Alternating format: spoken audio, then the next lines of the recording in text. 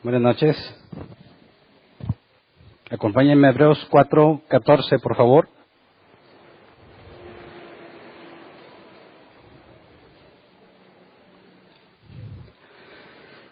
Hebreos capítulo 4, versículo 14, versión NBI, Nueva Versión Internacional, dice: por lo tanto, ya que en Jesús, el Hijo de Dios, tenemos un gran sumo sacerdote que ha atravesado los cielos, aferrémonos a la fe que profesamos.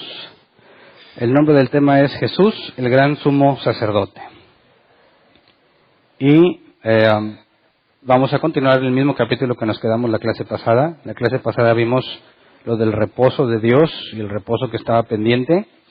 Y vimos que no tiene nada que ver con judaizar, sino que investigamos bíblicamente qué era el reposo de Dios, para de ahí concluir que el séptimo día que Dios reposó, desde ese día hasta la fecha, no ha dejado de reposar, según lo que aprendimos, y que ese reposo está disponible todavía como una promesa vigente para nosotros, los creyentes, según dice el propio escritor de Hebreos.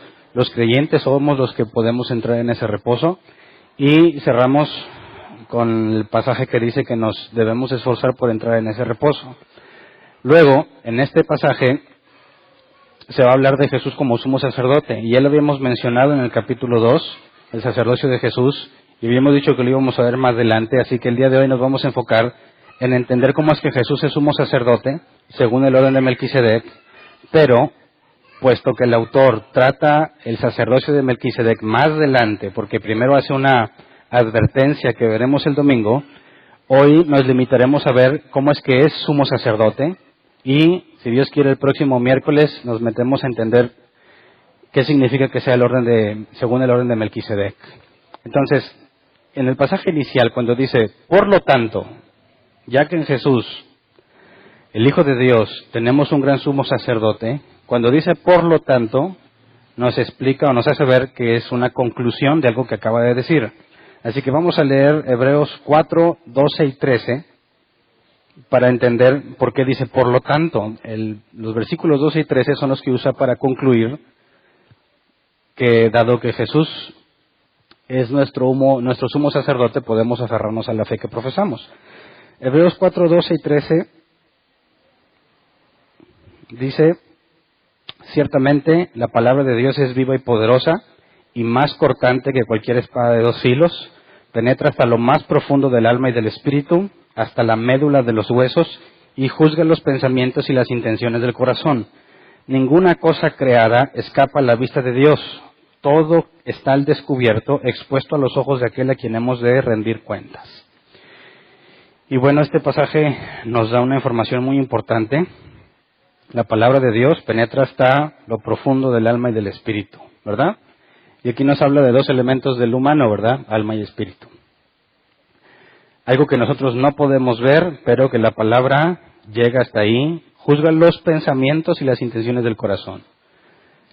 Los pensamientos y las intenciones no escapa a la vista de Dios, porque cuando dice ninguna cosa creada escapa a la vista de Dios, todo está al descubierto, expuesto a sus ojos. Yo quisiera preguntarte, ¿esta información de lo que es Dios y de su omnipresencia y omnisciencia es una buena noticia o es una mala noticia para nosotros? ¿Es algo bueno para nosotros o es algo malo para nosotros?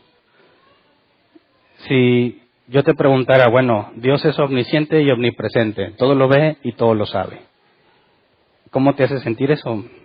¿X? ¿Es algo como información de cultura general? ¿Es una buena noticia o es una mala noticia? Bueno, para el que piense o aquel que no está consciente de su pecado, pudiese decir que estos atributos divinos son una buena noticia. Para aquel que no está consciente de su pecado, puede ser una buena noticia. Dice que bueno que Dios lo ve todo, siempre me va a ver. No importa lo que yo haga, Él siempre va a saber la intención y lo que pienso cuando lo hice.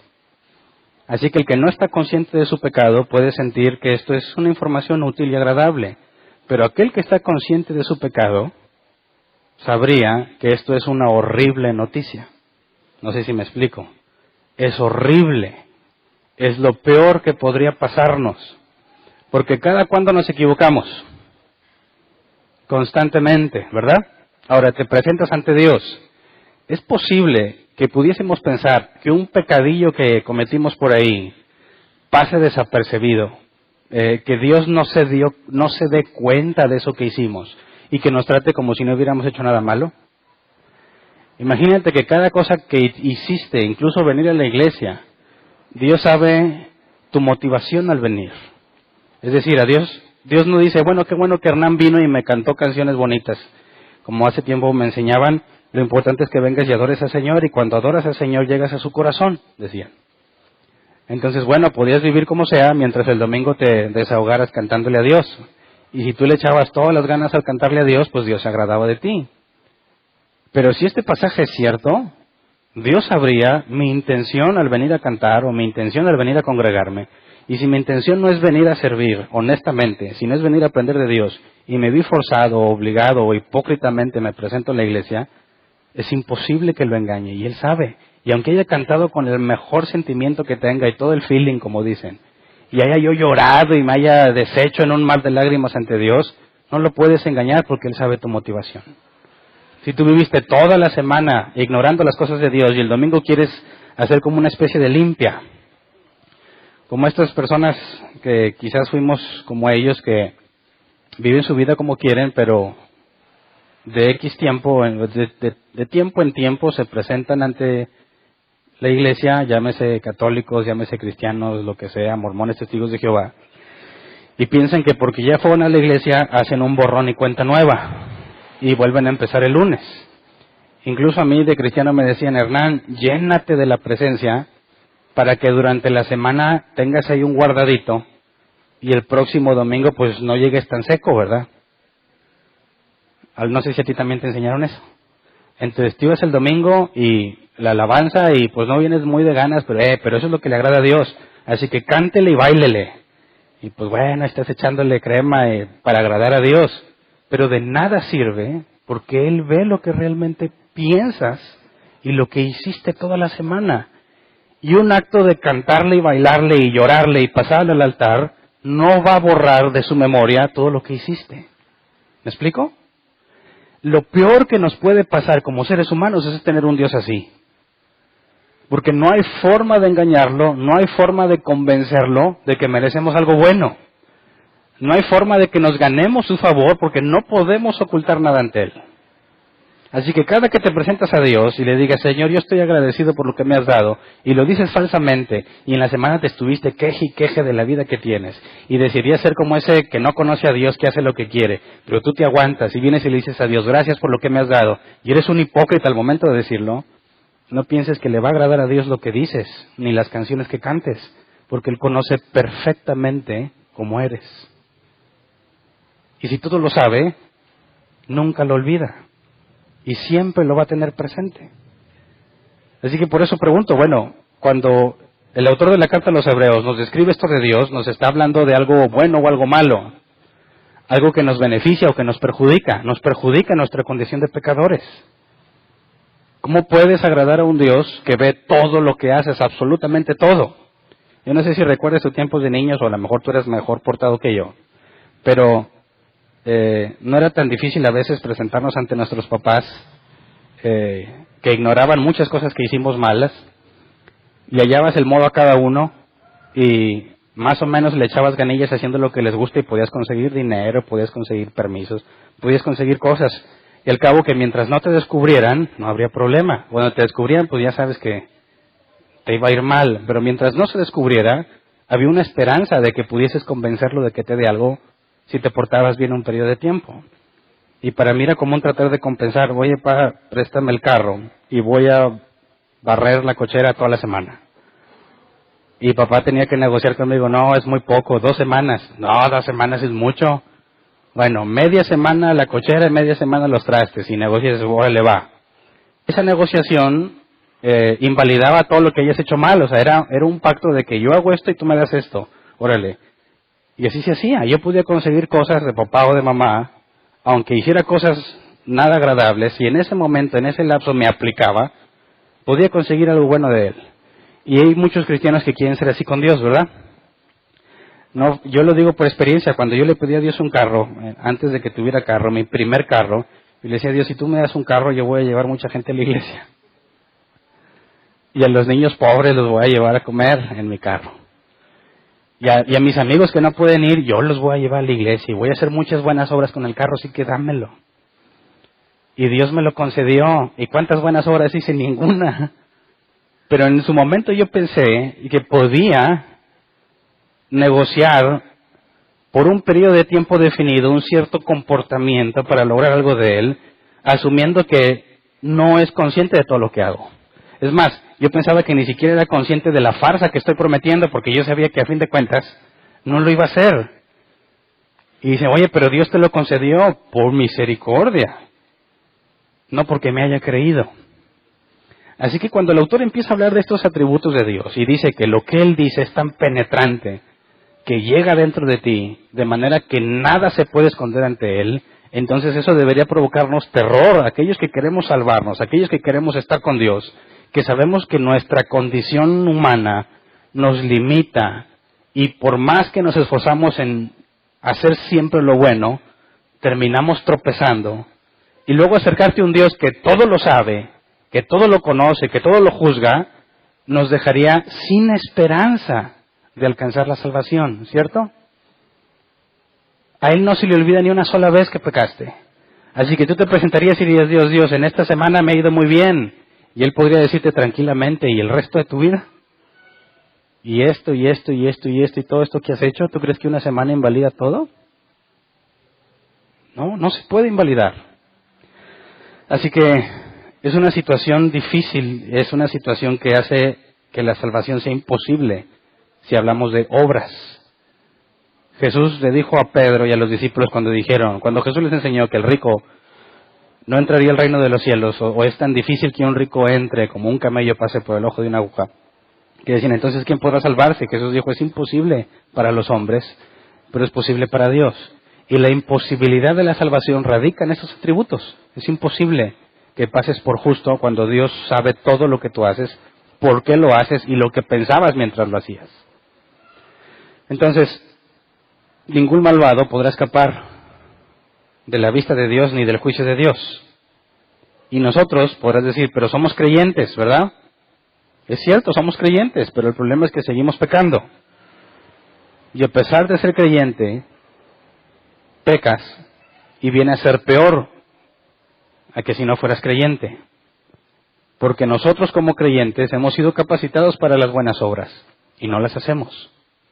Y el que es no creyente, que no tiene el Espíritu Santo, que no está capacitado para hacer lo que Dios quiere, peca y dices, bueno, es incapaz de hacerlo, sigue siendo culpable, pero no se compara con nosotros, como dice la Biblia, hay de aquel que sabiendo hacer lo bueno no lo hace. ¿Verdad?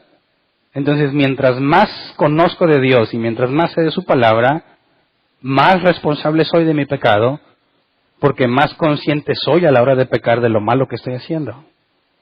Entonces, no sé si me puedas entender el problema en el que estamos al tener un Dios así. Estamos en serios problemas. Y a mí me sorprende aquellos que piensan que pueden guardar su salvación. Y dicen, yo guardo mi salvación porque se puede perder, así que yo la retengo. Y bueno, yo pensé muchos años así y la pregunta que nunca pude contestar es, ¿cómo sabes que la retienes? ¿Cómo sabes que aún eres salvo? Entonces, si tú piensas que la puedes perder o que tú la sostienes, es muy común que te haya pasado lo que a mí me pasó, que después de pecar varias veces en el mismo problema, caer varias veces en el mismo problema, llegué a la conclusión de que Dios me había desechado porque ya había pecado mucho. Entonces ya no quería orar porque lo más seguro es que Dios me haya desechado. Y decía, ¿con qué cara le voy a pedir a Dios que me ayude después de todo el mugrero que hago? Sería un hipócrita si me presento ante Dios a pedirle que me ayude después de todo el mugrero que he hecho. Y eso provoca que me aleje de Dios y que ya no quiera orar. Ya no quiero estar ante Él porque no tengo cara para estar con Él. ¿Cuántas personas he conocido que ya no vienen a la iglesia porque han hecho cosas desagradables? Y dicen, pues mira, yo no voy a ser hipócrita al estar ahí ante Dios después de lo que hago. Y ese pensamiento es la consecuencia de creer que tú puedes sostener la salvación haciendo ciertas obras buenas, ¿verdad? Pero si Dios todo lo sabe y nada escapa a su vista, es posible que alguno de nosotros pueda mantener su salvación con buenas obras. ¿Será posible que si hacemos un balance como nuestros amigos judíos ortodoxos piensan, Dios hace un balance, Ponen a un lado las obras malas y en un lado las obras buenas. Y esto lo he leído de judíos ortodoxos, y dicen, a fin de cuentas, si tienes, aunque sea 2 más buenas que malas, ganas, y Dios te va a perdonar. Y decía, bueno, ¿cómo llevas la contabilidad? Digo, como lo leí no le puedo preguntar, pero me gustaría saber cómo llevas el registro. ¿Cómo sabes cuántas buenas y cuántas malas llevas? Que aún el salmista dice, líbrame de los pecados que me son ocultos. ¿Será posible? ¿Quién de aquí piensa que lleva un buen balance? Que dice, mira, pues sí llevo malas, pero de perdido voy tres buenas adelante. Así que si me muero ahorita ya la hice. ¿Quién de aquí está consciente que la báscula está totalmente inclinada por nuestras obras malas? Ya hay una que otra obra buena que pudiéramos haber hecho con conciencia.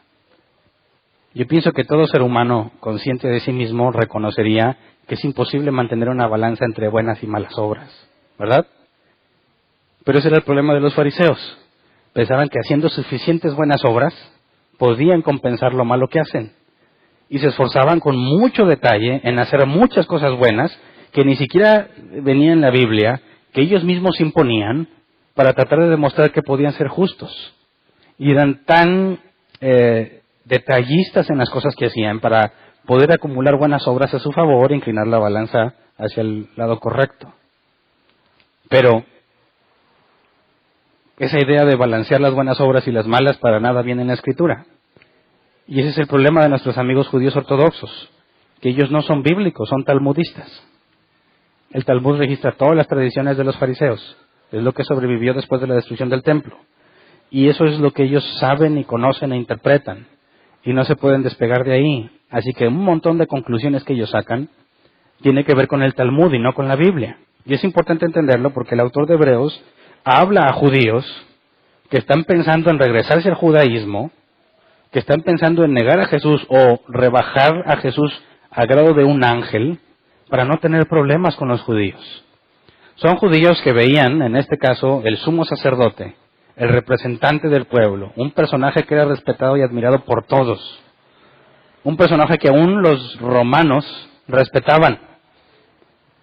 Y el cristiano no tenía nada, decía, pues yo no tengo ni templo, ni sumo sacerdote, yo no tengo quien me enseñe, yo tengo que andar en contra de todos los judíos que aseguran que el sumo sacerdote es el representante. Y el cristiano se sentía en esta comunidad, se sentía tentado a regresar. Entonces, esto que está hablando sobre la condición del hombre ante Dios y de que nada escapa a su vista, tiene que ver mucho con la idea de que ciertas buenas obras pueden minimizar las obras malas que has hecho. Y yo quiero señalar que como cristiano así pensaba, y yo sé que muchos cristianos aún piensan así. El punto es que si tú entiendes estos atributos de Dios, como consecuencia lógica quedarías sin esperanza de salvación. Sería imposible que pudieras mantenerte en pie ante Dios, ¿verdad? Entonces, cuando dice, leamos versículo 14 y 15, ya que nos deja ver esta terrible noticia para cualquier ser humano, nos dice, por lo tanto, ya que en Jesús, el Hijo de Dios, tenemos un gran sumo sacerdote que ha atravesado los cielos, aferrémonos a la fe que profesamos.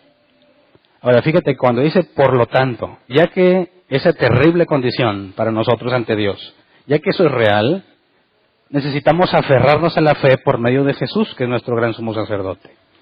Entonces nos aferramos a la fe, bueno, cuando dice que aferrarnos a la fe, aferrémonos a la fe, la palabra es krateo, que se traduce como ser fuerte, agarrarse fuerte o sostenerse de. Dice, agárrate de la fe ante la situación de que Dios lo ve todo, conoce tus pensamientos, tus intenciones y tu pecado. Entonces, ya que Dios conoce todo eso y nada escapa de su vista, agárrate de la fe gracias a que Jesús es nuestro sumo sacerdote. Ahora, ¿qué tiene que ver que Jesús sea el sumo sacerdote con el hecho de que nos aferremos a la fe? Como dije, si estos atributos de Dios nos dejan desnudos ante Él y todo lo ve, estamos sin esperanza. Pero el autor de Hebreos dice, pero ya que Jesús es sumo sacerdote, puedes agarrarte de la fe. Es decir, a pesar de que Dios ve todo lo que haces, por qué lo haces y cómo lo haces, el sumo sacerdote Jesús es la causa por la cual podemos seguir teniendo fe en Dios. Y eso es lo que hay que entender. Porque dice, sigamos leyendo ahí, porque no tenemos un sumo sacerdote incapaz de compadecerse de nuestras debilidades, sino uno que ha sido tentado en todo de la misma manera que nosotros, aunque sin pecado. Entonces te deja ver que Jesús, primero, es el gran sumo sacerdote que ha atravesado los cielos. ¿Cómo que ha atravesado los cielos? ¿A qué se refiere? Sabemos que resucitó y fue llevado al cielo, ¿verdad? Bueno, a la luz de lo que estamos viendo y de lo que vamos a ver como sumo sacerdote, el sacerdocio según Aarón, lo que Dios instituyó en el Sinaí, ya que dijo que Aarón sería sacerdote y toda su descendencia, este sumo sacerdote, pongamos el caso de Aarón, el primer sumo sacerdote, según la ley de Moisés, lo que él podía hacer y ningún otro hombre podía hacer era atravesar el velo que dividía el lugar santo del lugar santísimo. Y recordemos brevemente el tabernáculo que se le dijo a Moisés, conforme al modelo que se te mostró, así constrúyelo. No lo construyó Moisés, sino que Dios capacitó a ciertos hombres para que ellos hicieran lo que Moisés había visto. Y a grandes rasgos, el tabernáculo o el lugar de la morada de Dios estaba dividido en 3 secciones: el lugar santísimo, el lugar santo y el atrio. En el atrio podía entrar cualquiera, en el lugar santo solamente los sacerdotes y en el lugar santísimo solamente el sumo sacerdote. Si alguien entraba al lugar santísimo en pecado, moría. Al sumo sacerdote se le tenía que atar uno de los pies y se le ponían campanillas en las vestiduras para que si por alguna razón caía muerto, se escuchara que cayó muerto y pudiesen sacarlo jalando la cuerda, porque si no, imagínate, se murió ahí adentro, ¿quién lo saca? Si solo el sumo sacerdote podía entrar. Entonces, bueno, con creatividad podían solucionarlo, ¿verdad? Aunque no hay ningún caso en la Biblia que sucediera algo así, se le amarraba el pie, pasaba. Si se llegaba a morir, pues mira, lo jalas y nombramos a otro sumo sacerdote. Entonces, el sumo sacerdote podía atravesar el velo para entrar al lugar santísimo. Aquí dice que Jesús, nuestro gran sumo sacerdote, no atravesó ese velo, sino los cielos. El sumo sacerdote, según el sacerdocio de Aarón, tenía que esperar a que Dios hablara del arca, ¿verdad? A través del arca del pacto. Desde ahí hablaba Dios. Pero Jesús fue hasta el trono de Dios, donde Pablo dice en el tercer cielo, lo que el libro de Apocalipsis, Juan describe en el libro del Apocalipsis, el gran trono que está ahí, donde hay una cantidad innumerable de ángeles alrededor. Ahí fue Jesús. Así que es mucho mayor el mérito que tiene el sumo sacerdote Jesús comparado con el que tuvo Aarón. Aarón en lo terrenal entró a un lugar que solo podía entrar él. Bueno, Jesús entró a un lugar donde ningún hombre puede entrar. Y Jesús en su naturaleza humana y divina pudo llegar hasta allá. Así que cuando dice que atravesó los cielos, es algo que para el judío de aquel entonces, que pudiese entender lo que se hace en el sacerdocio de Aarón, y que podría dar motivo de orgullo a un sumo sacerdote atravesar el velo y entrar al lugar santísimo, dice, bueno, Jesús lo que hizo es mucho más importante que eso. Luego, no tenemos un sumo sacerdote incapaz de compadecerse de nuestras debilidades, sino que ha sido tentado en todo de la misma manera que nosotros, aunque sin pecado. A pesar de la grandeza de Jesús, no es alguien ajeno a nosotros. No es alguien que está tan lejos de nosotros que no puede comprendernos. No es un ser tan elevado que no se fija en nuestras nimiedades, sino que al contrario, experimentó lo mismo que nosotros. Y a pesar de que está en lo más alto que puede haber, nos entiende perfectamente. Y cuando dice que fue tentado en todo, hay 2 cuestiones. Primero vamos a Hebreos 2, 17 y 18, donde se nos había mencionado este asunto, y de por qué era necesario el sufrimiento o las tentaciones que padeció. Hebreos 2, 17 y 18 dice, por eso era preciso que en todo se asemejara a sus hermanos, para ser un sumo sacerdote fiel y misericordioso al servicio de Dios, a fin de expiar los pecados del pueblo. Por haber sufrido él mismo la tentación, puede socorrer a los que son tentados. Así que no es que su grandeza nos aparte, o sea, una división entre nosotros y él, sino que Dios quiso hacerlo padecer para que experimentara en carne propia, como lo vamos a ver más adelante, lo que nosotros experimentamos y pudiese entenderlo. pero aún no explica el fin del sacerdocio, así que lo vamos a ver un poco más adelante a detalle. Lo importante es que también surge una pregunta. Si vamos otra vez a Hebreos 4:15, dice, sino uno que ha sido tentado en todo. Ha sido tentado en todo. Y aquí surge la pregunta, bueno, a ver, ¿Jesús tuvo hijos? No. ¿Se casó? Tampoco. ¿Tenía un negocio? No. ¿Llegó a ser viejo, enfermo, tenía cáncer? ¿Tenía estrés? No. Entonces, ¿por qué dices que fue tentado en todo? No pudo haber sido tentado en todo si no tuvo hijos, ¿no? Los que tenemos hijos somos tentados en otra cosa que dicen Jesús nunca fue tentado en eso. Y los que tienen esposa son tentados en otra cosa que Jesús jamás experimentó porque no tenía esposa. Así que ¿a qué se refiere el autor cuando dice que fue tentado en todo? Algunos ateos he leído que dicen, bueno, ¿Jesús fue tentado en ser pedófilo? ¿Jesús fue tentado en violar a una mujer? Ahora, la tentación asume que es algo que te atrae, ¿no? La Biblia dice que antes de pecar, cada uno es atraído de su propia concupiscencia. La palabra concupiscencia en griego es un deseo fuerte e intenso. No es tentación algo si no lo deseas, ¿no? Y dicen, a ver, te ofrezco que te comas este pedazo de excremento. ¿Te vas a ver tentado a hacerlo? Pues eso no va a ser tentación en ningún sentido. No, ¿sabes qué? No acepto el reto. Ándale, a que no puedes. No, no puedo, punto. No hay ningún problema en verme tentado ahí. La tentación implica un deseo a hacer lo que se te ofrece. Así que dicen algunos, si Jesús fue tentado en todo, todo es todo, quizás fue tentado a violar, quizás fue tentado a robar, quizás fue tentado a matar, eso implicaría que Jesús tuvo una inclinación a hacer ese tipo de cosas. Y dicen, bueno, ¿qué clase de hombre tiene esas inclinaciones? ¿Verdad? Entonces habría que entender a qué se refiere con ser tentado en todo. Y para eso quisiera que vayamos a 1 de Juan capítulo 2 versículo 16. 1 de Juan 2:16 dice, porque nada de lo que hay en el mundo, los malos deseos del cuerpo, la codicia de los ojos y la arrogancia de la vida, proviene del Padre, sino del mundo. Leamos ese mismo pasaje en la traducción lenguaje actual. Dice, las cosas que ofrece la gente del mundo no vienen de Dios, sino de los pecadores de este mundo. Y estas son las cosas que el mundo nos ofrece, los malos deseos, la ambición de tener todo lo que vemos y el orgullo de poseer más riquezas, o muchas riquezas.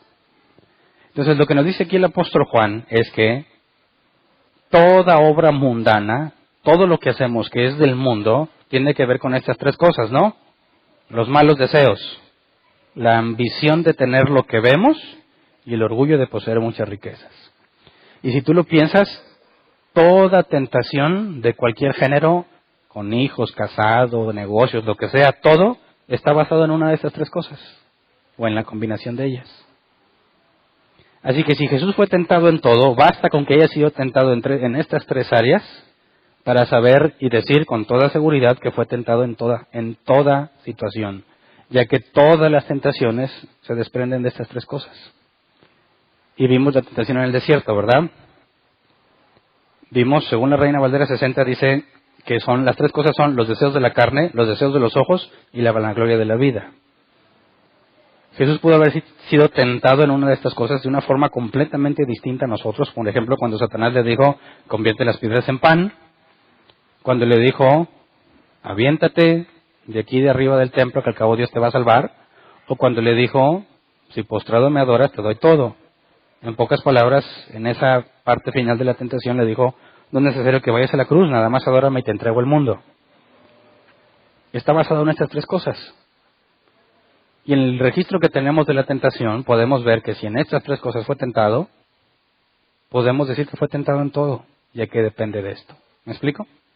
Así que no es necesario pensar que Jesús fue tentado en violar o ser pedófilo, no es necesario, ya que las tres bases principales de toda tentación no necesariamente incluyen ese tipo de tentación.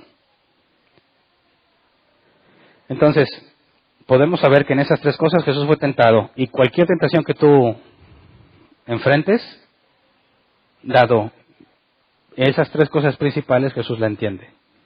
Así que nuestro gran sumo sacerdote entiende cualquier tentación del género humano porque lo experimentó en carne propia. Luego dice el versículo 16 en Hebreos 4.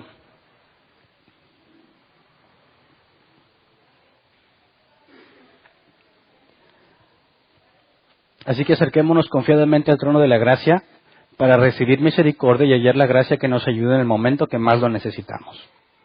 Entonces, cuando dice así que, es la conclusión de lo que vimos también. Jesús es nuestro gran sumo sacerdote y nos entiende. Te puedes aferrar a la fe. ¿Por qué? Porque te puedes acercar confiadamente al trono de la gracia para recibir misericordia. Gracia y misericordia, las palabras claves, ¿verdad? Gracia es algo que no mereces, ¿verdad? Y misericordia es darte lo que no mereces. En lugar de castigarte, te perdona. En lugar de destruirte, te da vida. No es algo que tú te ganes. Entonces, cuando piensas que tú puedes mantener tu salvación haciendo buenas obras, contradices ese pasaje cuando habla de gracia. Porque dice que recibes misericordia y gracia en el momento en que más la necesitas. ¿En qué momento necesitas la gracia y la misericordia? No cuando andas bien, ¿verdad? Cuando pecas. Ese es el momento en el que la necesitas. Así que, ya que Dios todo lo ve y nada escapa de su vista, y es una horrible noticia para nosotros, dice, pero si Jesús es nuestro gran sumo sacerdote y te entiende, aunque todavía no explica, y lo va a ver explicar más adelante para qué es un sumo sacerdote, dice, bueno, ya que Él es el sumo sacerdote, intercede por nosotros ahí arriba, puedes acercarte seguro de que recibirás gracia y misericordia cuando pecas, cuando caíste en la tentación. Así que eso es lo que nos da esperanza. Eso es lo que hace que nos aferremos a la fe. No en que puedo tener suficientes buenas obras, porque jamás voy a ganar en buenas obras a las malas obras que he hecho. Hay muchas malas obras de las que ni siquiera estoy consciente. Pero, ya que Jesús está ahí arriba como sumo sacerdote, yo puedo recibir gracia y misericordia. Así que cuando peco, en lugar de decir con qué cara me voy a presentar a Dios, tendría que decir, la respuesta a esa pregunta, ¿con qué cara? Es pues con la misma de siempre, ¿verdad? Porque nunca has sido más justo de lo que eras. Nunca te has merecido la salvación. Nunca te has merecido la gracia. Así que Dios jamás espera que tú te la ganes. Al contrario, como sabe que es imposible que la ganes, ha puesto un sumo sacerdote para beneficio nuestro, como lo va a explicar ahorita. Y entonces, cuando peco, mi motivación para orar es hallar gracia y misericordia, porque Dios sabe perfectamente cómo soy y todo lo que hice. ¿Me explico? No digo, Dios, le he echado ganas, creo que puedo pedirte esto con cierto derecho, porque me he portado bien, como pensaban muchos o pensaba yo. Quería pedir algo importante a Dios, como por ejemplo quería pedirle una novia cuando no tenía novia, y buscaba en cierta forma acumular buenas acciones. Le decía a Dios, yo ya creo que te estoy demostrando que sí puedo con una novia. He orado, he leído y ahí más o menos le he hecho consejillos a los chavos. Yo creo que sí puedo con una novia, ¿cómo ves? Y se lo pedía cuando me sentía bien. En los días que andaba medio mal no le mencionaba el tema a Dios, porque con qué cara, ¿verdad? Pero cuando andaba yo me sentía medio bien, le volví a decir, ¿qué onda Dios? Entonces, ¿qué onda con lo que te dije? Chécame y vas a ver que voy bien. Yo creo que sí puedo y que he demostrado que puedo. Y bueno, un día Dios me dijo que no. Me hizo ver que no estaba preparado en ciertas pruebas específicas que me puso y me hizo ver que no y renuncié a esa idea. Poco tiempo después conocí a mi esposa. Pero me dejó en claro que no se trata de que tú te lo merezcas, sino de que es gracia. Y mi problema al decir, Dios, pues mira, pues hoy no te pido mucho porque no me he portado bien. Mi problema es pensar que yo podía ganarme el favor de Dios haciendo cosas buenas. Y este pasaje claramente ilustra que es imposible que tú te mantengas en pie ante Dios con derecho a algo por tus buenas obras. Al contrario, Dios sabe perfectamente lo malvado que eres y las cosas malas que has hecho y cómo deseaste hacer eso malo aunque sabes que no deberías hacerlo. Y entonces ha provisto un sumo sacerdote para que encuentres gracia y misericordia.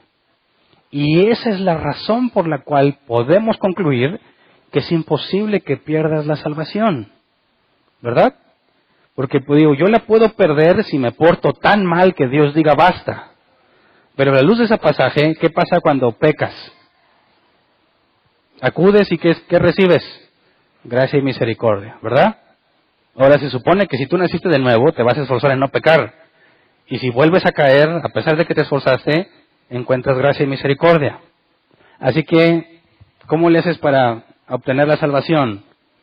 ¿Cuántas malas obras tienes que hacer para perderla? ¿Sabes qué?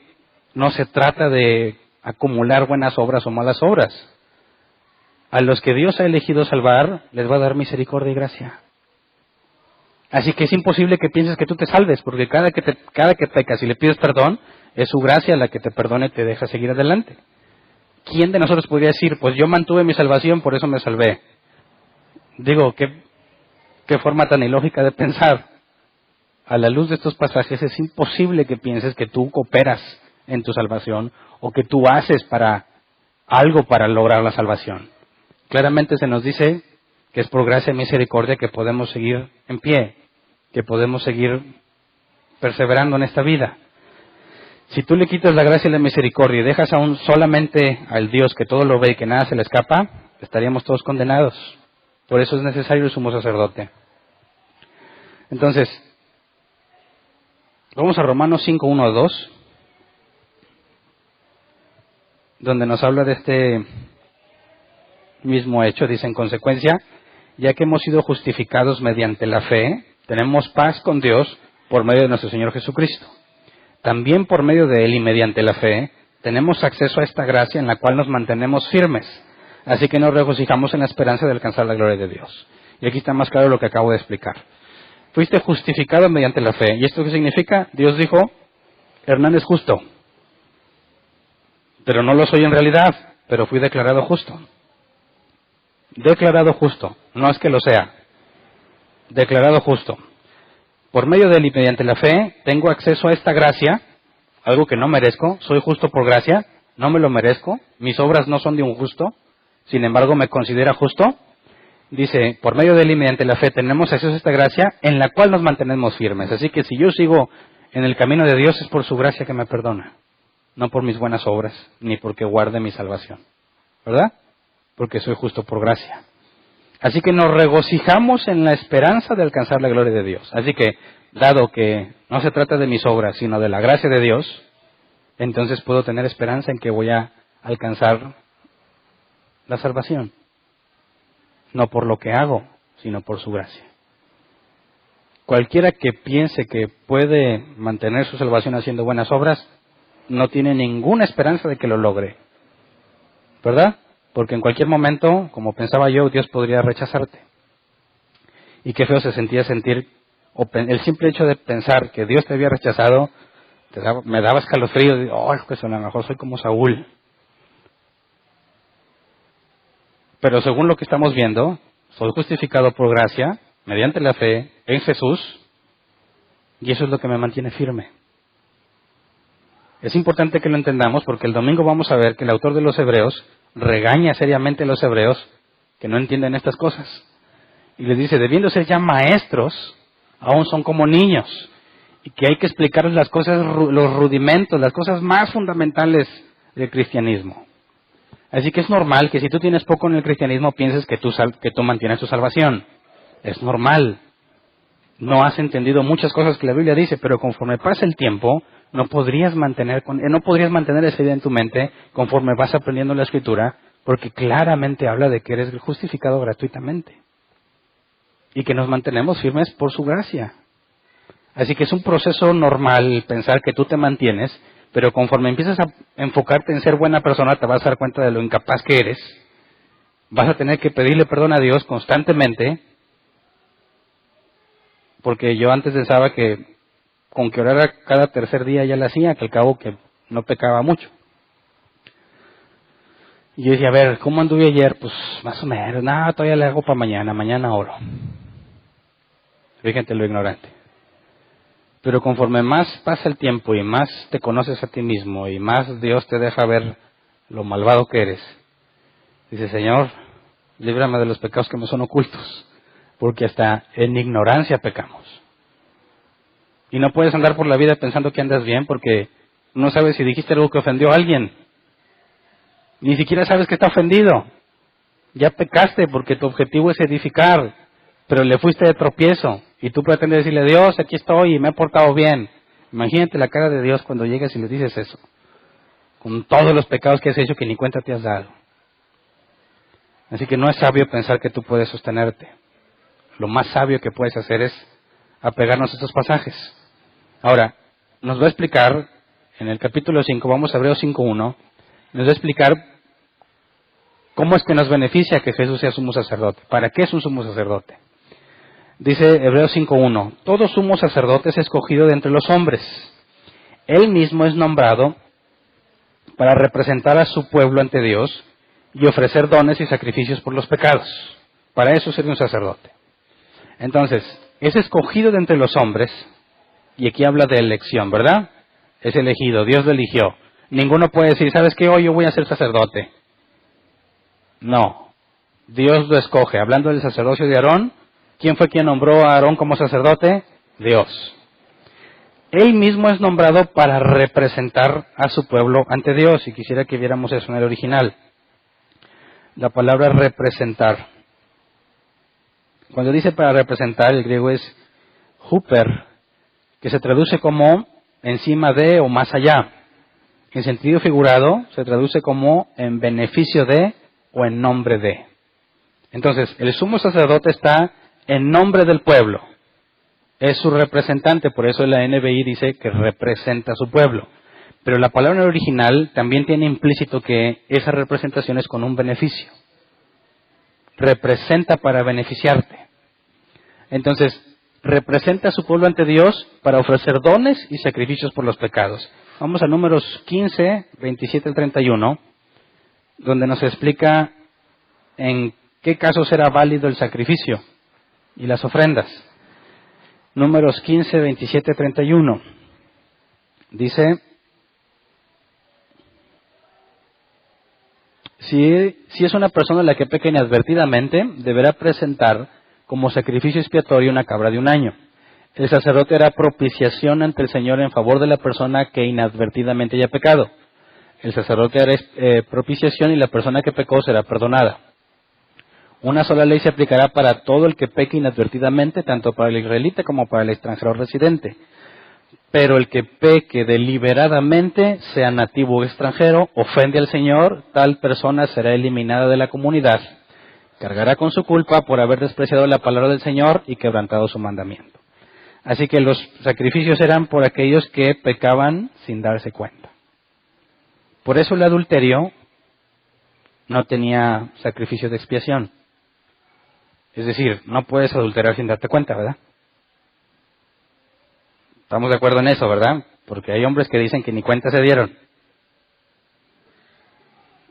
Es claro,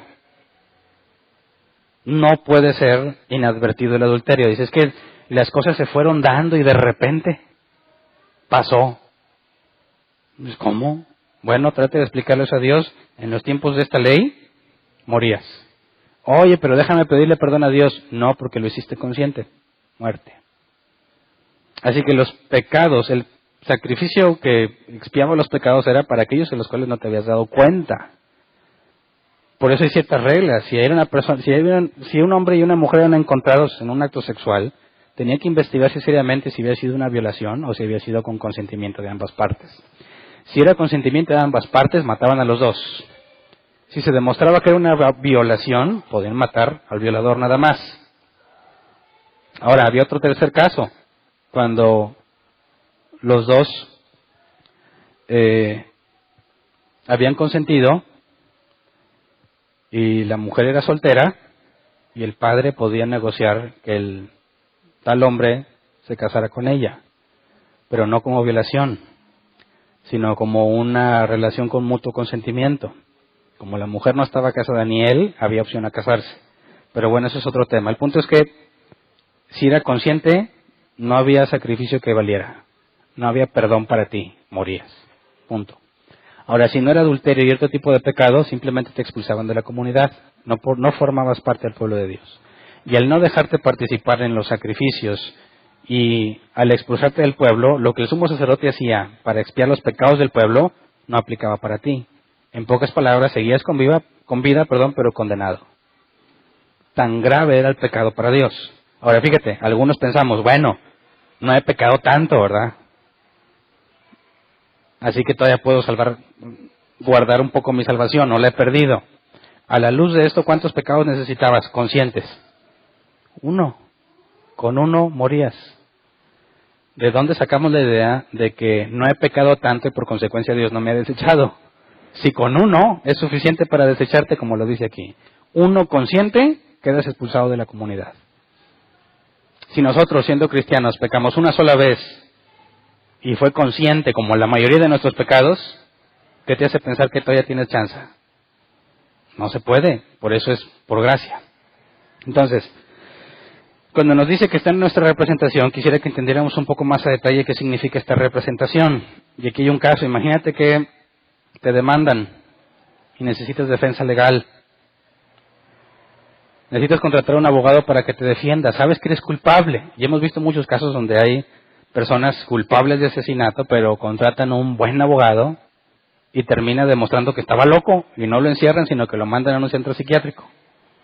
Y dices, bueno, de la pena de muerte a un centro psiquiátrico, pues le salvaron la vida. Que al cabo no está loco, nomás que iba a estar guardado, ¿verdad? Y si se porta bien y demuestra que fue curado, hasta lo pueden sacar. Y se consiguió por medio de un buen abogado. Imagínate que te están acusando de un delito que sí cometiste. ¿Qué clase de abogado buscarías? ¿El que sea? ¿El más barato? ¿O el mejor? El mejor, ¿por qué? Porque lo que él diga ahí frente al jurado y frente al juez, te afecta directo y de lleno. Lo que él llegue a negociar te va a afectar directamente a ti. Más vale que sea un buen abogado. Otro ejemplo, imagínate un salón de clases lleno de niños malcriados. Siempre se portan mal, pero hay uno, como siempre, que es el nerd. Siempre se porta bien, es el más inteligente y es el consentido de la maestra. Se acercan las vacaciones. La maestra tiene la costumbre de dejarles tarea para las vacaciones. Es lo peor que te pueden hacer, ¿verdad? Que no te dejen disfrutar tus vacaciones, te dejan tarea para las vacaciones. Imagínate que quieres pedirle, el salón quiere pedirle a la maestra que no les deje tarea. Si tuvieras que escoger a un representante, ¿a quién escogerías?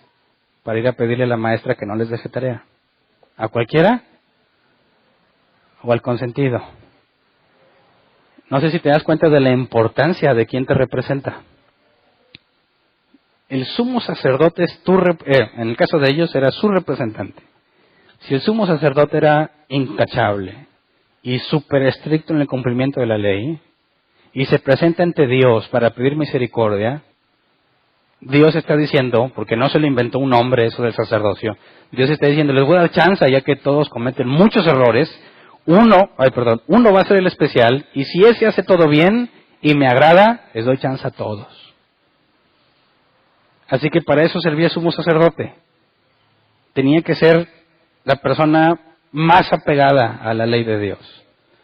Antes de presentarse ante Dios, ofrecía sacrificios por sus propios pecados y se presentaba limpio ante Dios y entonces pedía misericordia para el pueblo.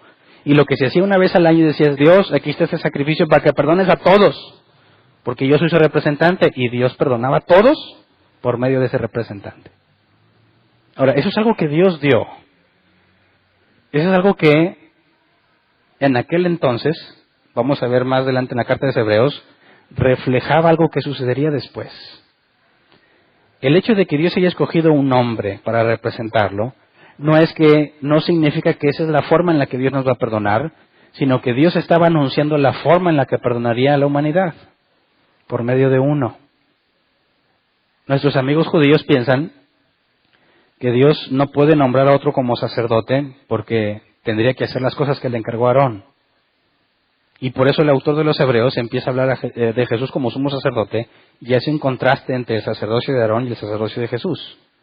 De manera que si el sacerdocio de Aarón era para beneficiar al pueblo y representaba al pueblo, pero este hombre pecaba y tenía que ofrecer sacrificios por sí mismo y moría, y cuando moría tenían que nombrar a otro, y cuando se moría otro y otro y otro y otro así, el autor está tratando de explicar, si Jesús es nuestro gran sumo sacerdote y es perfecto y nunca pecó y es el Hijo de Dios y tiene un nombre sobre todo nombre, y como en el caso del salón de clases, es el consentido de Dios.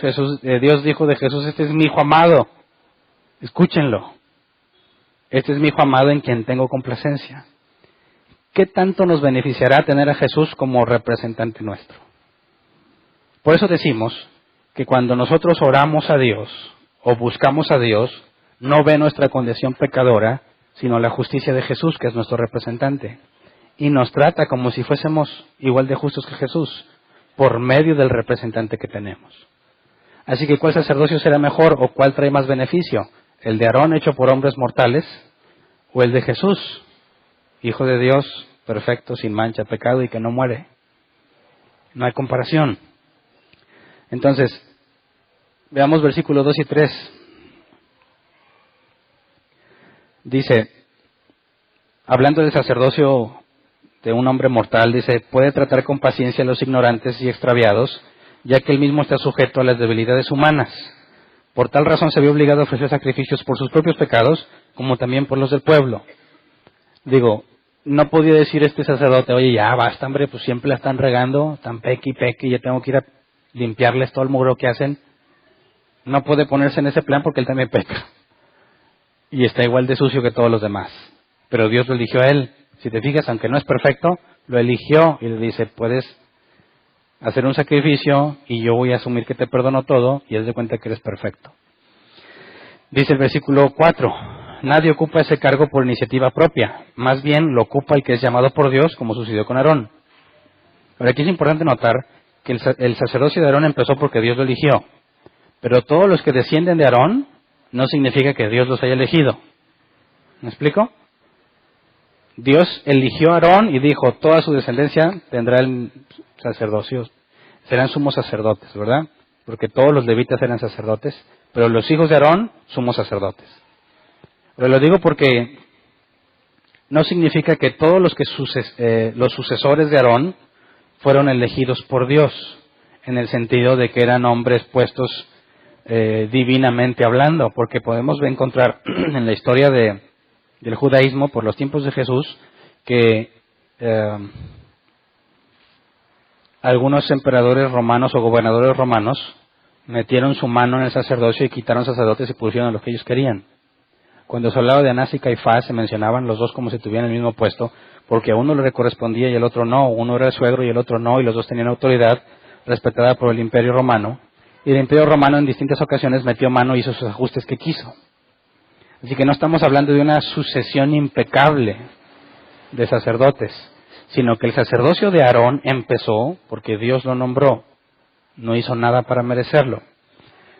Luego dice el versículo 5 al 6, tampoco Cristo se glorificó a sí mismo haciéndose sumo sacerdote, sino que Dios le dijo, tú eres mi hijo, hoy mismo te he engendrado, y en otro pasaje dice, tú eres sacerdote para siempre según el orden de Melquisedec.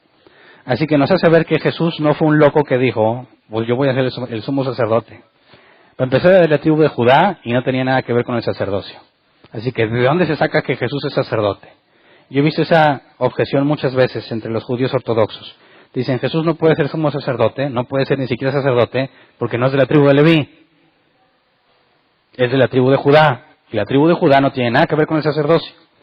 Así que el autor de Hebreos, consciente de esa situación, dice, es que Jesús no es sacerdote según Aarón, sino según Melquisedec. ¿Y de dónde lo sacaste?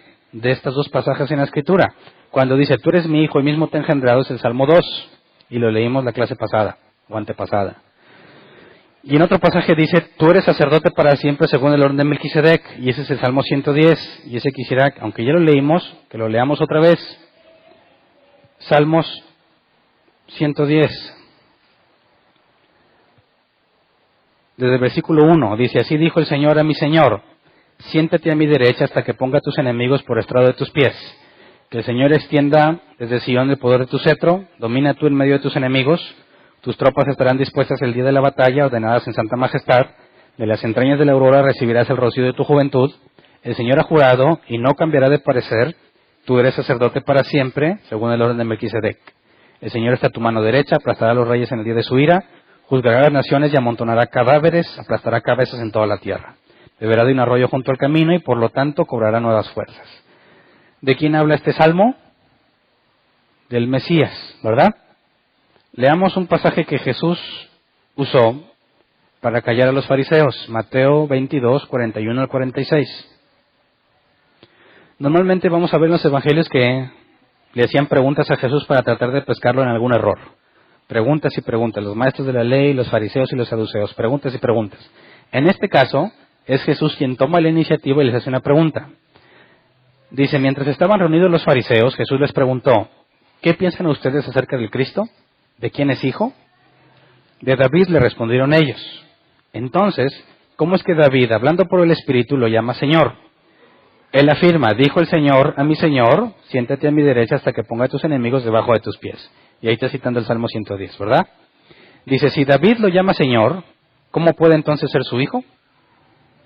Nadie pudo responderle ni una sola palabra y desde ese día ninguno se atrevía a hacerle más preguntas. Entonces, ya que el Salmo 110 habla del Mesías, que juzgará a las naciones y que tendrá cetro que Dios le dará, ese es el Mesías, ¿cierto? Ok. David dice que el Mesías es su Señor, pero al mismo tiempo el Mesías es hijo de David. Es imposible que David le diga a su hijo Señor, porque en la jerarquía judía el padre es mayor al hijo, y jamás le diría Señor a su hijo. Así que Jesús los pone en un aprieto. Si es hijo de David, ¿cómo es que al mismo tiempo es Señor de David?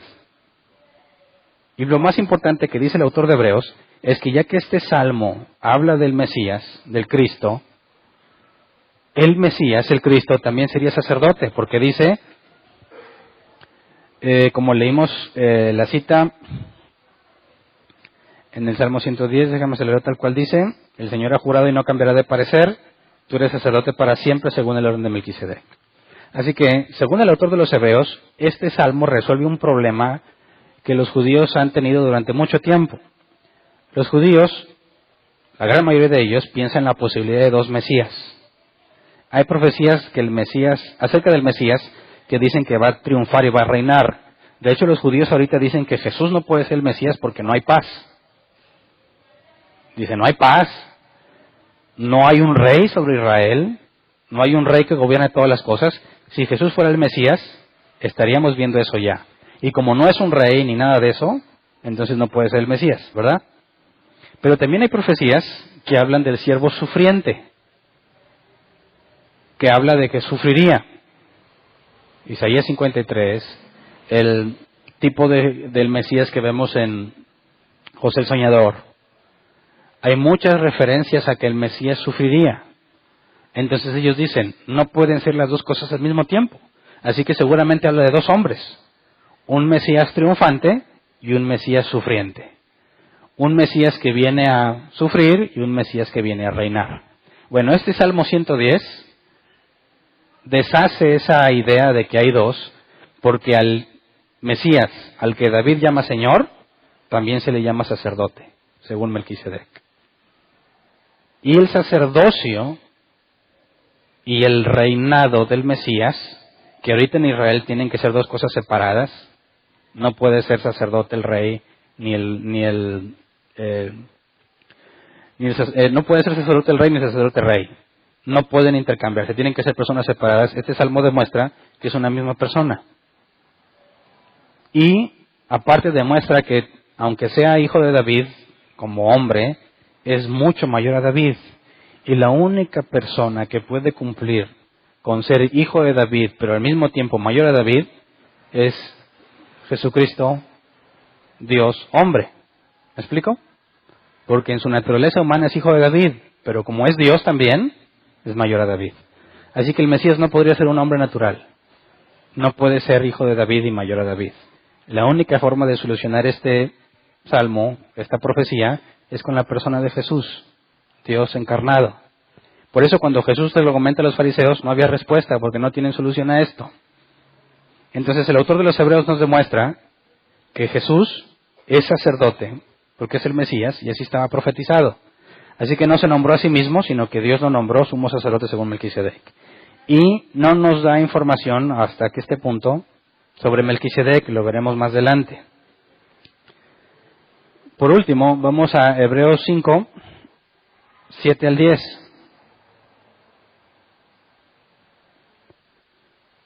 En los días de su vida mortal, Jesús ofreció oraciones y súplicas con fuerte clamor y lágrimas al que podía salvarlo de la muerte, y fue escuchado por su reverente sumisión. Aunque era hijo, mediante el sufrimiento aprendió a obedecer, y consumada su perfección llegó a ser autor de salvación eterna para todos los que le obedecen. Y Dios lo nombró sumo sacerdote según el orden de Melquisedec. Quisiera que viéramos estos tres pasajes en tres partes. Número 1, dice que Dios escuchó su oración, ¿verdad? Dice, en los días de su vida mortal, Jesús ofreció oraciones y súplicas con fuerte clamor y lágrimas al que podía salvarlo de la muerte, y fue escuchado por su reverente sumisión. ¿Qué significa que fue escuchado? Si tú dices, Dios escuchó mi oración, ¿qué significa? ¿Que te dejó en visto? ¿O que te le respondió? Dios me escuchó cuando oré. Te respondió, ¿verdad? ¿Cuándo fue que Jesús oró así con súplicas al que podía salvarlo de la muerte? Aquí dice, Mateo 26:39, dice, yendo un poco más allá, se postró sobre su rostro y oró, Padre mío, si es posible no me hagas beber este trago amargo. Ahora el autor de Hebreos dice que escuchó su oración, ¿verdad? Su súplica. ¿La escuchó o no la escuchó? Sí. ¿Y qué es lo que le pidió? Que ese trago amargo no lo bebiera, ¿verdad? Entonces, ¿qué fue lo que le cumplió? Sí lo vivió, sí lo bebió. Y escuché a algunos objetar, eso es falso. Jesús le pidió al Padre ser librado de ese momento, y no fue librado. El autor de Hebreos se equivocó porque no lo escuchó. ¿Estás de acuerdo? Dices, bueno, espérate, es que te faltó leer un cacho de ese pasaje, ¿verdad? Dice, Padre mío, si es posible no me hagas beber ese trago amargo, pero no sea lo que yo quiero, sino lo que quieres tú. Y cuando Dios se le cumplió, ¿qué fue lo que le cumplió? Hacer lo que él quería, ¿verdad? Lo que Dios quería, no lo que Jesús pidió. Así que entonces, ¿qué fue lo que Jesús pidió? ¿Ser salvado? No, pidió que el Padre hiciera su voluntad. Eso fue lo que pidió. Y ese es el ejemplo de toda oración que podemos hacer.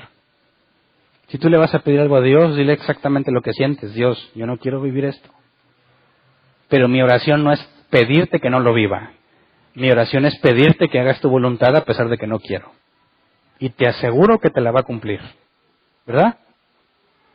Dime, ¿qué oración así no te la cumpliría? Todas. Oye, Dios te responde las oraciones todas. ¿Cómo le haces? Oro como Jesús. Al final de todas mis peticiones dejo en claro que mi objetivo al orar no era que me cumpliera lo que yo pido, sino que a pesar de que quisiera que me dé esto, lo que realmente estoy pidiendo es que haga su voluntad. Y esa oración nunca falla, porque Dios es soberano y siempre va a hacer su voluntad. Así que ya les di un secreto, ¿verdad? Yo he visto cursos y cosas de cómo hacer para que Dios cumpla tus oraciones. Es tan simple, nada más ora como Jesús, ¿verdad? Bueno, entonces queda claro que el autor de Hebreos no falló cuando dijo que fue escuchado Jesús. Fue escuchado porque se hizo lo que el Padre quería, a pesar de la lucha interna que tenía Jesús, ¿verdad? Luego, en el versículo que sigue, dice, ahí mismo en Hebreos dicen que era hijo, mediante el sufrimiento aprendió a obedecer. Algunos pueden decir aquí, bueno, no obedecía y tuvo que aprender a obedecer, ¿verdad? Dice, quizás de niño pecó, pero conforme fue creciendo y sobre todo en el Calvario aprendió a obedecer. Eso implicaría que Jesús no era sin pecado. Pero la Biblia claramente dice, y el autor de Hebreos varias veces dice, fue tentado en todo, pero sin pecado. Así que si Jesús siempre obedeció, o sea, si Jesús no pecó, es porque siempre obedeció, ¿verdad?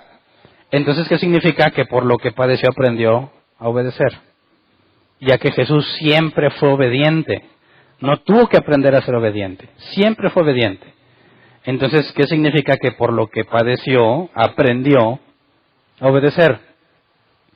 Bueno, la palabra aprendió es manzano, que la concordancia Strong traduce como aprender.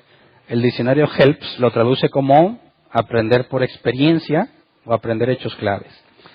O sea que se traduce como algo que experimentaste, algo que viviste y por eso lo sabes, ¿verdad?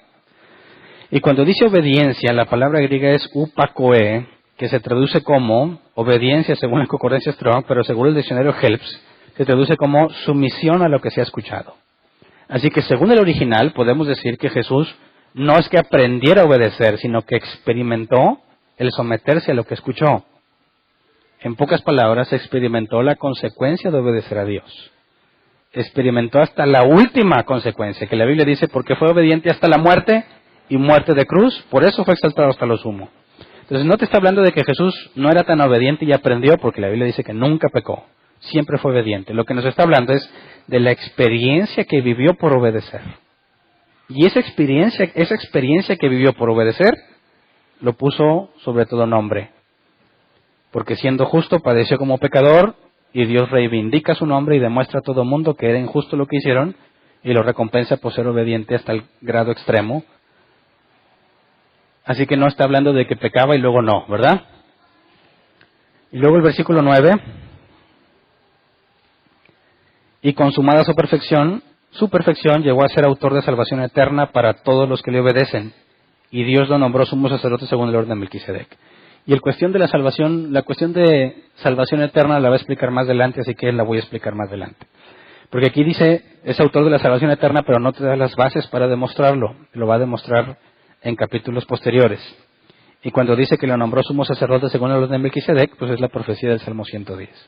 Así que el punto clave de este pasaje que está hablando, antes de la advertencia que vamos a ver el domingo, es que en el contexto histórico de ellos, ya que los judíos se veían tentados a regresarse, les dice, no entiendes, tú te quieres regresar a un sacerdocio que no se compara con el sacerdocio de Jesús. Los beneficios que podrías tener al someterte al sacerdocio levítico o al sacerdocio según Aarón no se compara con lo que recibes en el sacerdocio de Jesús. Es decir, que no sea por ignorancia que te vas, que no sea por ignorancia que te dices, yo me regreso porque está mejor acá. Dice, es incomparable el sacerdocio de Jesús con el sacerdocio de hombres mortales. Y más adelante va a explicar qué fue lo que pasó cuando Jesús llegó al cielo. Entró al tabernáculo y las cosas que hizo. De manera que es incomparable los beneficios o el pacto que tenemos ahora con respecto al de la ley de Moisés. Y de hecho más adelante va a demostrar que estaba profetizado que Dios haría un nuevo pacto. Así que cualquiera que trate de vivir en el pacto de Moisés está perdiendo al comparar el nuevo pacto en Jesús. Los cristianos que tratan de vivir según las leyes de Moisés, según los judíos, como va a decir el autor de Hebreos, están despreciando la gracia de Jesús. Están despreciando el nuevo pacto que no te demanda rituales, que lo único que te demanda es que perseveres y que imites a Jesús todo lo que puedas. Y que sabiendo que no vas a poder, te da su Espíritu Santo y te renueva el entendimiento y te cambia los deseos de tu corazón. Y te capacita para que lo hagas. Y te dice solamente dos cosas, ama a Dios y a tu prójimo. Predica el Evangelio, es todo. Y algunos dicen, no, tengo que traerle primicias, tengo que traer diezmos, tengo que celebrar los tabernáculos, tengo que ir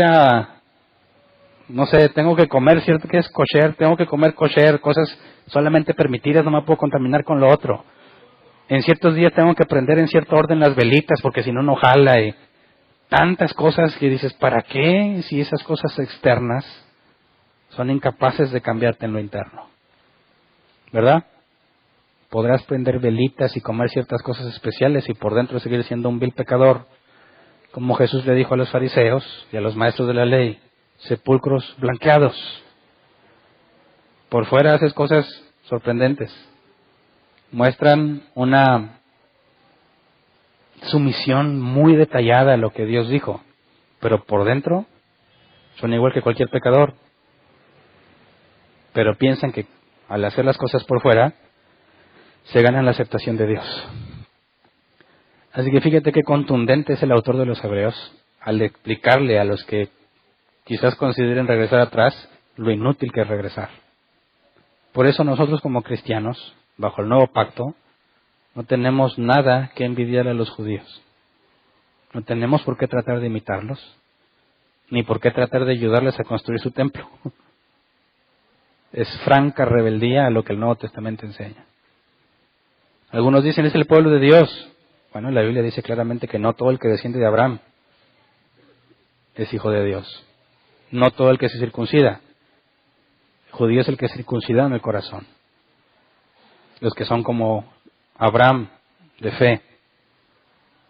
Así que los judíos que niegan a Jesús no son el pueblo de Dios, son enemigos de Dios según la Biblia. Y no se merece tampoco que los odies, ni que los discrimines. Lo digo porque hay muchos cristianos que se deslumbran cuando oyen la palabra judío. Y los traen aquí, en ignorancia, en una ignorancia muy grave de lo que el Nuevo Testamento enseña. Así que nosotros, para lo que aplica a nosotros, es la confianza que tenemos para acercarnos a Dios. ¿Pecaste? Jamás se te ocurra pensar que estás descalificado porque pecaste. Jamás. Jamás digas, ya no tengo cara para orar a Dios. Jamás. No seas ignorante. Jamás has tenido la cara. Jamás. Y aún así te amó. Así que eso nos lleva a concluir que todo cristiano debe ser humilde. Y que no puede sentirse superior a ningún otro hombre porque se sabe pecador, pero sabe que recibe gracia. Por eso muchos dicen que el Evangelio se resume en unas frases simples. Es un mendigo diciéndole a otro mendigo dónde encontró pan. Estamos de acuerdo, ¿verdad? Vamos a ponernos de pie, vamos a orar.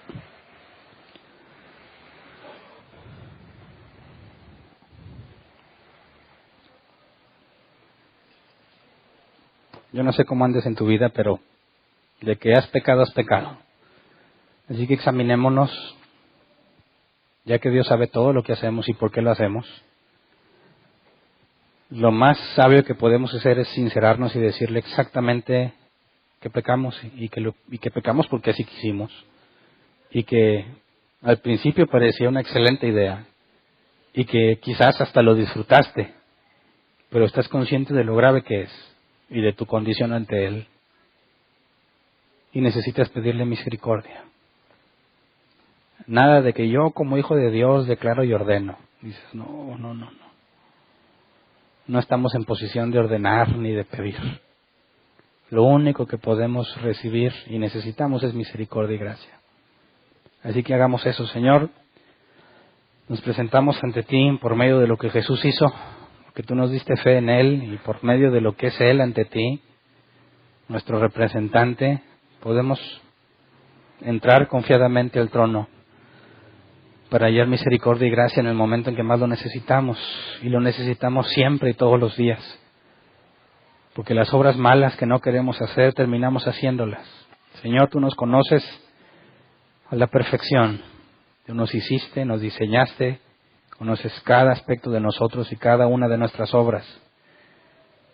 Y perdónanos si alguna vez hemos intentado engañarte o llegamos a pensar que podíamos ocultarnos de ti. Si llegamos a pensar que pecábamos sin que estuvieras presente o pecamos sin que nadie nos viera, perdona nuestra ignorancia o nuestra tendencia a pecar, Señor, porque el momento del pecado tú nos adviertes y muchas veces, a pesar de que sabemos que está mal, decidimos pecar voluntariamente. Y si no estuviéramos bajo el pacto de gracia, ya hubiésemos muerto. Así que es tu misericordia la que nos mantiene en pie. Has sido paciente y misericordioso con nosotros y no lo merecemos. Pero podemos estar confiados y tenemos la esperanza de que un día te veremos cara a cara y seremos como tú por tu gracia y tu misericordia, Señor. Si alguno de nosotros de aquí pensaba que era capaz de mantenerse en pie, mantenerse justo, mantener su salvación, perdónalo, Señor, porque locamente pensó que había justicia en Él o que había algo digno en Él que tú pudieras recompensar.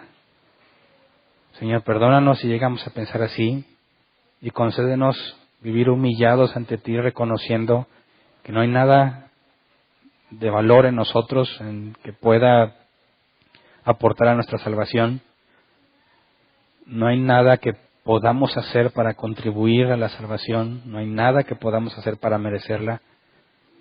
Simplemente reconocemos y descansamos en ti, que es por gracia. Concédenos el arrepentimiento, cámbianos nuestra manera de pensar, cambia nuestros deseos, Señor. Enséñanos a doblegar nuestra carne para poder andar en tus caminos, Señor. Disciplínanos cuando nos apartamos. No nos dejes sin disciplina, para que podamos tener la certeza de que nos amas como hijos. No nos entregues a nuestros propios razonamientos depravados, no nos entregues a nuestros deseos, sino como Jesús nos enseñó a orar, te pedimos que en medio de todo lo que podamos desear, siempre se haga tu voluntad. No nos des lo que decíamos, Señor, sino lo que tú deseas. No nos concedas lo que te pedimos, sino lo que tú quieres que hagamos. Sabemos que eso es lo mejor para nuestras vidas, porque tú eres bueno, santo y perfecto. Lo conoces todo, Señor, y todo lo has preparado para bien de aquellos que conforme a tu propósito fuimos llamados. De antemano te damos gracias y que la gloria y la honra sean para ti, Señor. Amén. ¿Pueden sentarse? ¿Preguntas? ¿Quién tiene una pregunta? Levante su mano y le llevan el micrófono. ¿Alguien? ¿Una pregunta del tema? ¿Me ayudan acá, Jorge? Please.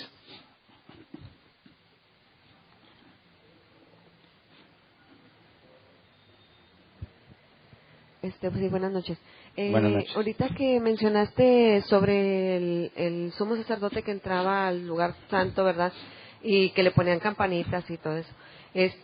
Cuando el tiempo de Jesús, Anás y Caifás, que eran los sumos sacerdotes en ese tiempo, ahí ellos se presentaban limpios, o sea, porque pues Jesús duró 3 años de su ministerio y ellos lo atacaban constantemente. Uh-huh. Se supone que cada año entraban ellos al lugar santísimo. ¿Ellos tenían que hacer un ritual antes o fue cuando el Señor cayó un tiempo? ¿Cómo está ahí? ¿El Señor cayó un tiempo como? O sea, que no había palabra para el pueblo antes de Jesús. Ok, que no había profetas. Ajá. Bueno, ellos seguían el ritual de la ley de Moisés, ¿verdad? Y supuestamente bajo ese ritual podían ser limpios de pecado. Pero hay pasajes en la Escritura, en el Antiguo Testamento, que hablan donde Dios dice que aborrece sus ofrendas y sus sacrificios porque sus obras son malas. Y dice que obediencia quiero y no sacrificio también, ¿verdad? Dice, ya sabes lo que se te demanda, que hagas el bien, ¿verdad? Entonces, la Biblia es clara en que el ritual por sí mismo no limpia a nadie. De hecho, el autor de Hebreos dice que la sangre de toros no puede limpiar pecado. Dado que los sacrificios que hacían para nada cambiaban la naturaleza del hombre, cuando estos hombres fariseos y maestros de la ley que negaron a Jesús se presentaban ante Dios, Jesús dio un ejemplo de oración, el publicano y el fariseo que llegaba y oraba, y uno se sentía orgulloso por todas las cosas que hacía y el otro entraba humillado porque se sabía pecador. Y Jesús dijo claramente que el publicano salía perdonado y el otro no. Entonces, si la pregunta es, ¿ellos estaban limpios de pecado ante Dios? La respuesta es no, por la hipocresía y toda la maldad que había en ellos. Y el depositar la confianza en obras externas como justificación, la Biblia claramente lo rechaza. Entonces, en el periodo que no había profetas, no podemos decir que no había, al contrario, podemos asegurar que había un remanente de Dios, ya que siempre ha dejado en claro Dios que cuando todo el pueblo se pierde, por amor a sí mismo, para gloria de sí mismo, ha guardado un remanente, personas que se mantienen fieles a Él. Entonces, aunque no hubiese profetas y aunque los dirigentes fuesen personas corruptas completamente, seguramente por la Escritura había un grupo de personas que se mantenían fiel. Vemos que el papá de Juan el Bautista y su mamá eran reconocidas como personas rectas. José y María eran tomados por personas rectas. Entonces, la hipocresía de los líderes ante Dios o tratar de presentarse a expiar el pecado sería un proceso inútil en cuanto a la expiación del pecado de todo el pueblo, pero eso no implica que los hombres que Dios había guardado no pudiesen recibir perdón de pecados, porque el autor de Hebreos demuestra que todo es por fe. Y que todas esas acciones que se hacían en el templo es figura de lo que iba a suceder. Era algo que apuntaba a la necesidad que tienen de un Salvador, de un sumo sacerdote, pero no eran esos hechos en particular los que los limpiaban. ¿Sí me explico? Como que ya más adelante lo va a tocar con lujo de detalle. ¿Alguien más? Acá, por favor, mero adelante.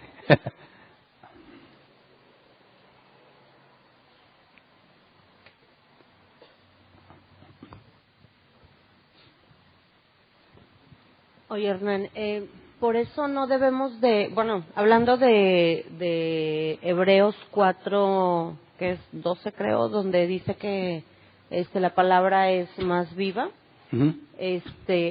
por eso no debemos de pedir que Dios conceda los deseos de nuestro corazón, porque si somos malos, si somos totalmente, ¿cómo podríamos pedir que Dios concediera, ¿no?